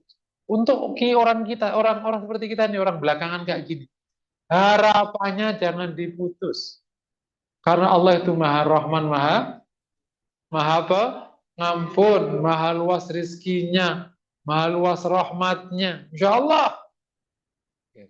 Tapi ya jangan kebablasan sampai nggak takut-takut aja. Jadi gimana kalau kita ngerasa? Pertama, berharap kepada Allah, semoga Allah berikan ciri-ciri. Kayak tetap berdoa, ya Allah, terimalah amal kami di bulan Ramadan dan berkahi kami setelah Ramadan. Yang kedua, usaha memenuhi ciri-ciri itu yang tadi saya sebut, menciri-cirikan itu. Sambil terus berdoa dan bertauhid. Itu aja. Terus aja nggak apa-apa.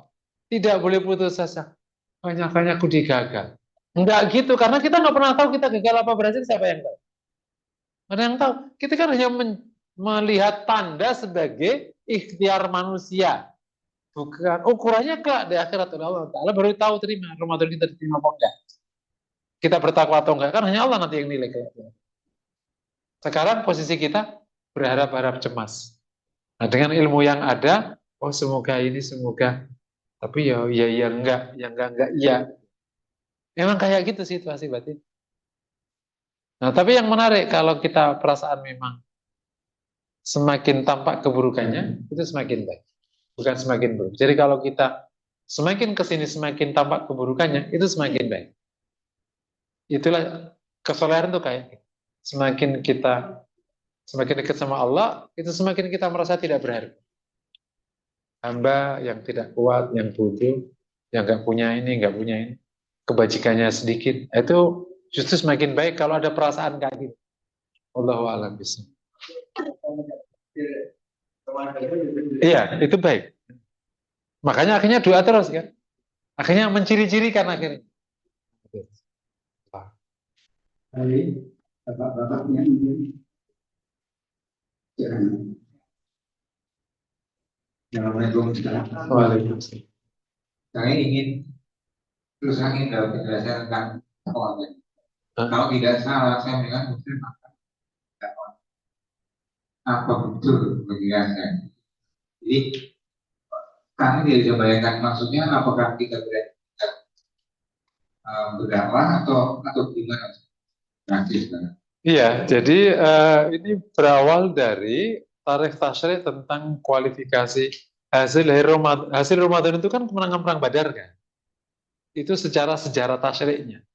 Sehingga para ulama di Sirah itu mengatakan tentang 1 tahun Nabi namanya bahasa konsolidasi dakwah dan perjuangan setahun, dia dipuncai oleh Ramadan, di mana Muslim di tingkat paling tinggi ketaatan, untuk bisa baca di tafsirnya itu, karena dia sangat takwa saat Ramadan itu, sehingga semua syarat kemenangan itu terpenuhi.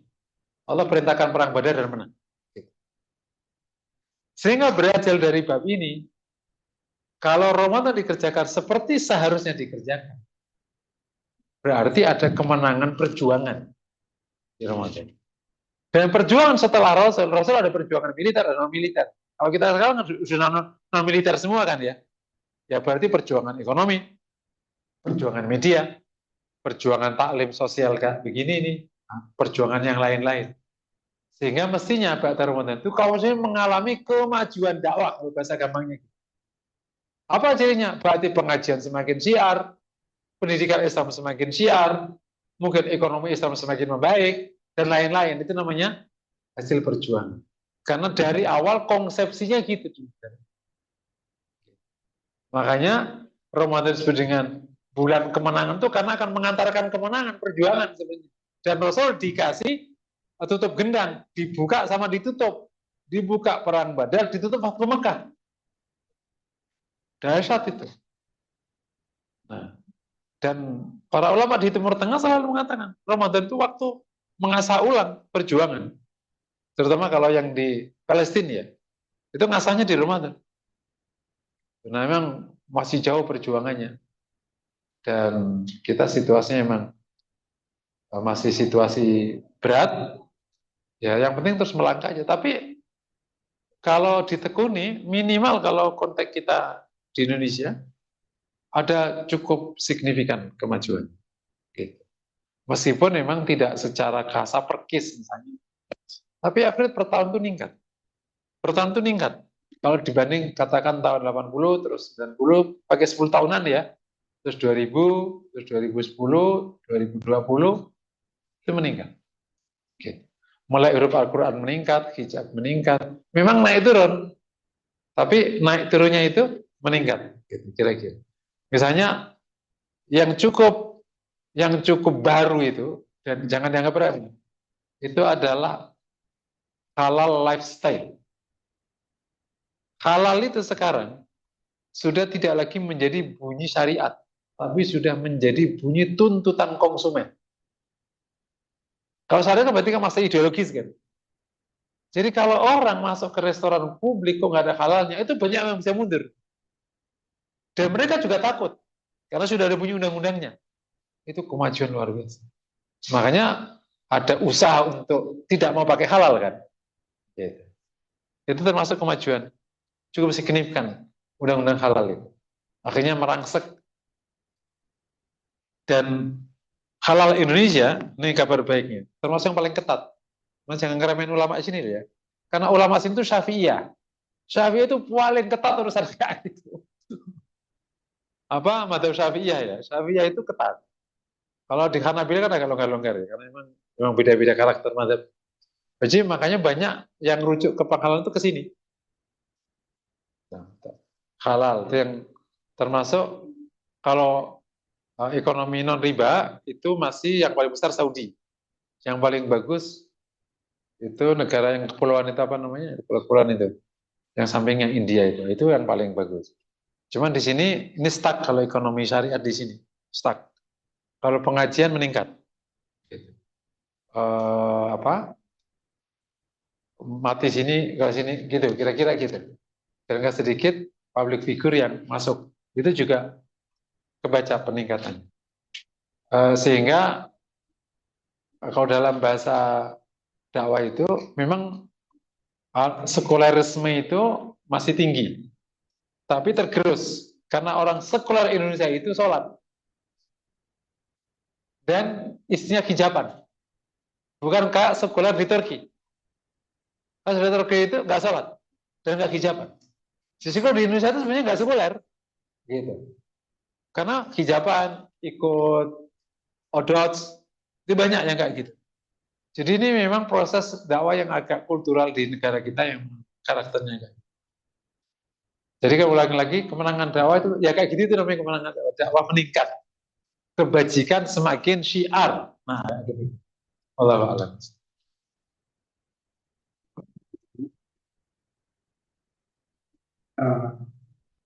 Ya, ya. Assalamualaikum warahmatullahi wabarakatuh. Waalaikumsalam. Eh, saya teringat dengan kata-kata barusan, terus kemarin itu saya lihat di grup saya ada share video sabun yang dibuat dari babi. Tapi kan saya lihat mereka bilang, wah ini bagaimana kita umat muslim pakai barang tidak halal. Saya sanggah, loh itu sabun kan sudah ada sertifikat halalnya. Tapi FUI katanya kecolongan. Masa produk seperti itu kok diloloskan dikasih sertifikat halal. Akhirnya saya pajang semua sabun-sabun yang ada di pasaran ini dan semuanya memang bersertifikat halal. Saya sampaikan kalau misalnya MUI memang berdusta, ya dosanya dosa mereka, bukan dosa kita. Bagaimana Pak Ustadz? Ya, jadi beragama itu tidak boleh tasyadud, tidak boleh tasahul, tidak boleh berlebihan, tapi juga tidak boleh menggampangkan. Kalau lembaga yang punya otoritas sudah menyatakan halal atau suci, berarti ya sudah. Kecuali halalnya tidak halal sertifikat, kayak pajangan sendiri, itu bisa dusta. Jadi kalau masih meragukan sertifikasi, itu berlebihan. Karena khawatir yang meragukan itu jangan-jangan ini adalah pesaing bisnis. Karena pernah kejadian zaman dulu, isu ini ternyata itu isu persaingan bisnis. Dan paling gampang menaiki isu agama. Jadi orang Islam yang dibenturin. Tapi kalau memang meragukan karena belum ada sertifikatnya, itu benar. Nah, itu agak make sense. Meskipun gue bisa lihat gradiennya kan sebenarnya.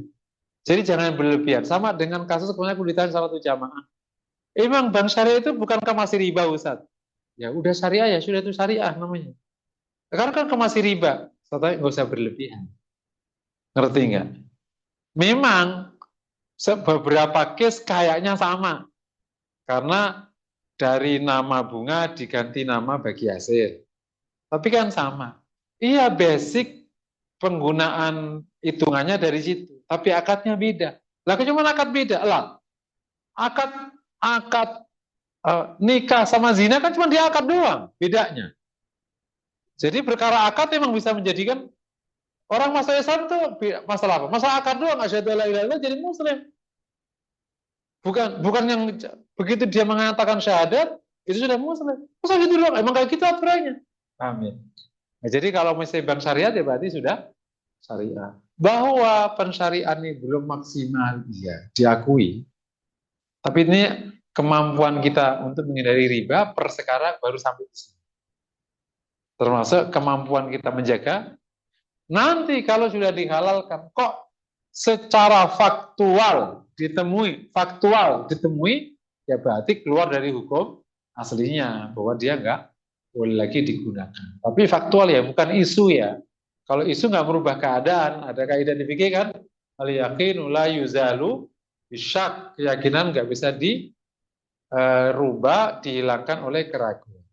Yakin sertifikatnya halal. Ada datang berita katanya babi, tapi berita ini kan masih meragukan, bukan faktual, bukan yakin. Maka sekarang hukumnya masih halal. Allahu a'lam. Fadal. Ke depan.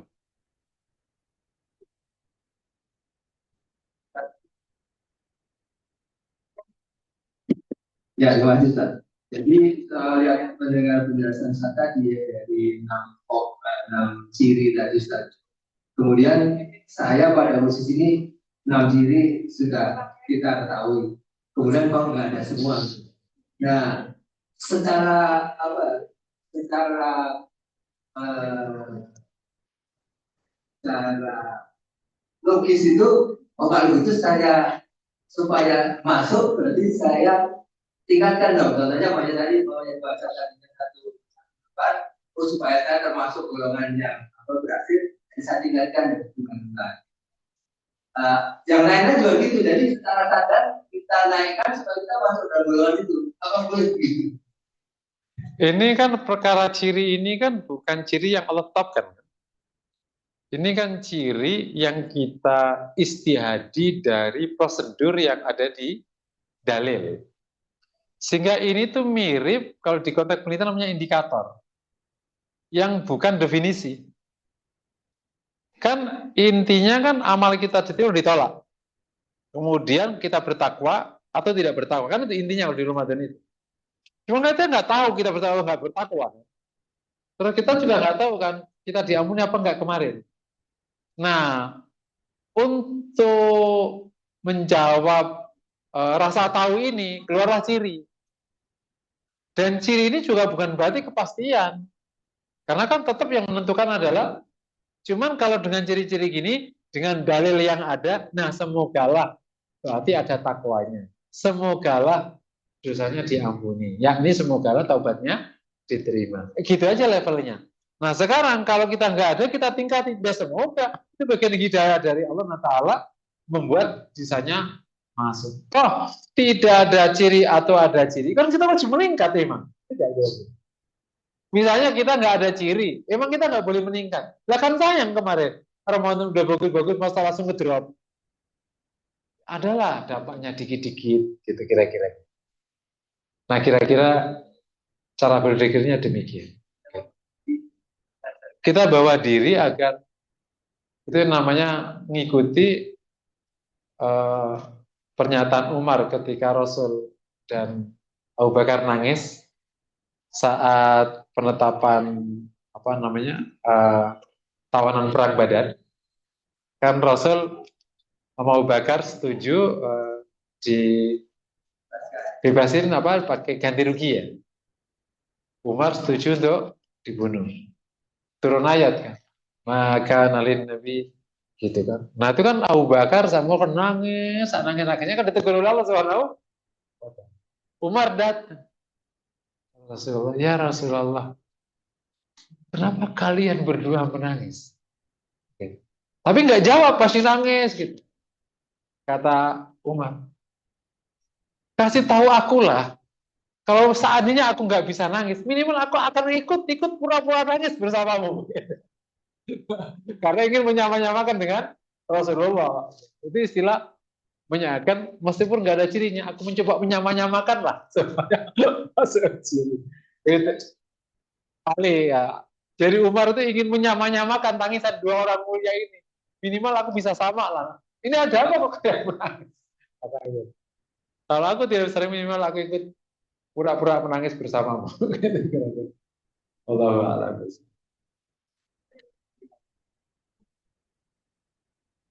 Mengenai indikator orang ayatnya kalau panggilan puasa orang yang beriman itu kan juga indikatornya orang beriman pun ada, sebetulnya bisa dirasakan. Kemudian indikator orang bertakwa itu pun juga ada di Al-Quran secara eksplisit mengatakan bahwa orang-orang yang takwa itu apabila dibayang-bayangi langsung bertakwa. Itu kan juga salah satu ini ya. Dan kalau tadi Ustaz mengatakan kalau peningkatan dalam rumah ini rasa takut, nah sebetulnya aplikasi rasa takut kepada manusia dan kepada Allah itu seperti apa? Kadang-kadang kita juga lebih besar rasa takutnya kepada manusia, terutama orang yang menghina kita. Misalkan kita rasa takutnya sama bos. Kadang-kadang juga malah mengabaikan kita rasa takutnya sama Allah. Apalagi kalau yang takut sama istri, waduh nanti Pak. Nah, bagaimana mengaplikasikan sebenarnya rasa takut itu ya benar-benar hanya pada Allah, ya untuk yang lain. Nah, sebetulnya apakah itu memang harus latihan atau memang Seseorang itu punya pengalaman tersendiri. Kalau sudah dibenturkan, nah itu baru rasa takut. Kalau belum punya pengalaman ya kelihatannya kok biasa-biasa. Nah, itu baru rasa takut. Kemudian kalau rasa cinta, nah begitu ya. Cinta Allah sama cinta manusia. Kalau cinta manusia bisa dirasakan, ya. Bisa bergetar, kalau ketemu aja udah bergetar. Nah, itu kalau cinta Rasulullah kelihatannya kok belum bisa bergetar, bolak-balik ke masjid yang kita sakit hatinya di rumah kayak pokoknya rumah Allah gitu. Oh. Baru juga pertanyaannya yang ringan-ringan aja. Jadi kalau ciri-ciri takwa kan bertebaran tuh ya di Quran ya. Itu Bapak Ibu juga bisa tambahkan, ya kan? Kan kalau ada takwa berarti keluar ciri-cirinya itu di Ali Imran, di Al-Baqarah bisa ditambah. Ini kan yang simpel-simpel yang kita coba jadi simplifikasi yang kita jelaskan. Bisa ditambahkan aja ciri takwa itu bisa belasan. Gitu. Yang kedua, rasa takut itu rasa takut sebenarnya. Jadi memang kematangan spiritual itu hanya bisa dipahami saat dijalankan. Dijalankan. Ya ada latihan aja, nanti lama-lama takut sendiri. Iya. Takut gimana? Nanti aja. Paling gampang kalau mau supaya agak terbayang, antum tes sekarang bulan ini baca ayat-ayat adab. Memang rasa takut tuh kayaknya ayat adab rata-rata ngetesnya. Atau ayat mengakhirat. Antum baca bulan ini. Antum lihat situasi batin antum. Terus baca bulan depan. Ada peningkatan atau malah turun. Atau malah biasa. Nah itu nanti lama-lama ketahuan. Jadi ngetesnya itu sebenarnya di ciri-ciri itu. Sama dengan ciri cinta ke Rasul ya. Kalau cinta ke Allah ketinggian bahasanya. Cinta ke Rasul itu cirinya saat kamu menceritakan Nabi. Saat kamu ceritain Nabi. Kamu berinang air mata enggak?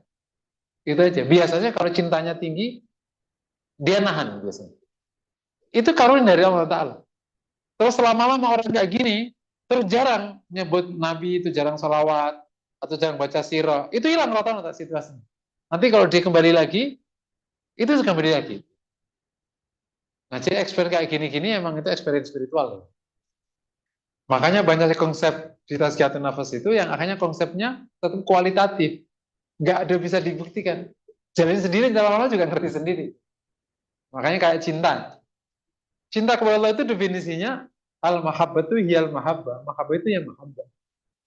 Terus gimana? Ya nggak gimana. Nanti jalan sendiri aja. Nanti lama-lama, oh ini tuh. Minimal kalau belum cintanya itu minimal merasa damai. Itu udah bagus. Merasa damai itu kan muqaddimatul mahabbah. Namanya al-uns. Gitu. Billah. Damai dengan Allah. Bentuk konkretnya gimana? Pas sujud. Nah, udah lebih semakin gampang kan? Pas sujud itu damai enggak? Karena Rasul kan damai dengan sholat kan. Arik nabiha, ya Bilal, relakan aku dengan sholat, duhai Bilal. Sholat itu menang gitu. Pokoknya kalau ribet, sholat aja. Nah, pas sujud, seneng. Nah, itu kalau dites saja situasinya. Oh, lama-lama. Itu belum mahabbah, belum. Baru pengantar-pengantarnya gitu. Karena kalau sudah ketemu pengantarnya itu terus sendiri nanti gitu. Oh, sudah masuk di pengantarnya. Ibarat berarti yang penting udah masuk pintu gerbang. Nanti sampailah ketemu di padepokan tengahnya.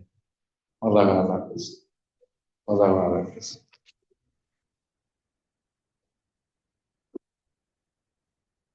Ya, Ustaz, masih ada ibu yang ingin bertanya? Kalau sudah tidak ada, alhamdulillah. Jadi di pertama di setelah pasca Ramadan, kita mohonkan saat tutup dengan doa, agar kita mudah-mudahan doakan semua bahwa jamaah semua ini bisa bisa memperoleh predikat sukses itu, atau setidaknya kita pasca dari sini setelah mengetahui istihad ciri-ciri itu tadi, kita mulai menciri-cirikan diri kita supaya kita bisa termasuk golongan orang-orang yang sukses dalam menjalani Ramadan. mudah-mudahan kita semua yang di sini bisa menunjukkan perjumpaan dengan doa bisa berhasil. Terima kasih. Jemaah sekalian, mari sama-sama kita berdoa, mohon kepada Allah, semoga Allah kabulkan kita istighfar kepada Astagfirullahaladzim. Astagfirullah. Bismillahirrahmanirrahim.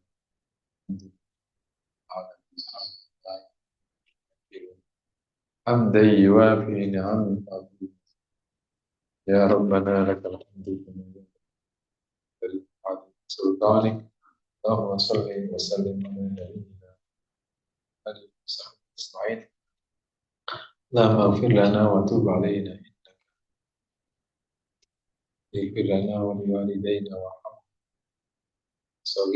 صغار اغفر لنا ولأمهاتنا وآبائنا اغفر لنا ولهم واغفر لهم برحمتك يا أرحم الراحمين نسألك بأننا نشهد أنك أنت الله لا إله إلا أنت الأحد الصمد الذي لم يلد ولم يولد ولم يكن له أحد أن تعفو عنا سيئاتنا وبنات كبيرها وصغيرها وأن تقضي لنا حوائجنا وتصدق عنا لنا وأن تستر لنا عوراتنا وتقضي لنا حوائجنا سهل لنا أمورنا وتصلح لنا شؤوننا يا رب اللهم يا حي يا قيوم لا إله إلا أنت إليك نستغيث أصرف لنا شؤوننا ولا تكلنا إلى أنفسنا طرفة عين اللهم تقبل منا صيامنا تقبل منا قيامنا تقبل منا سائر أعمالنا في رمضان تقبل منا إنك أنت السميع العليم وتب علينا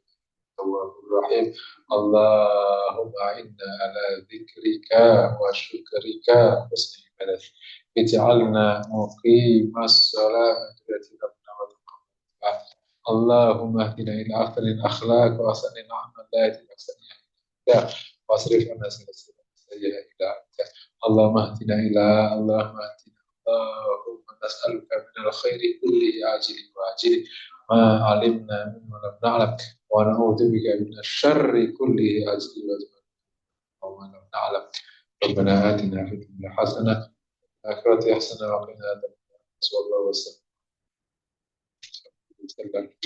الحمد لله.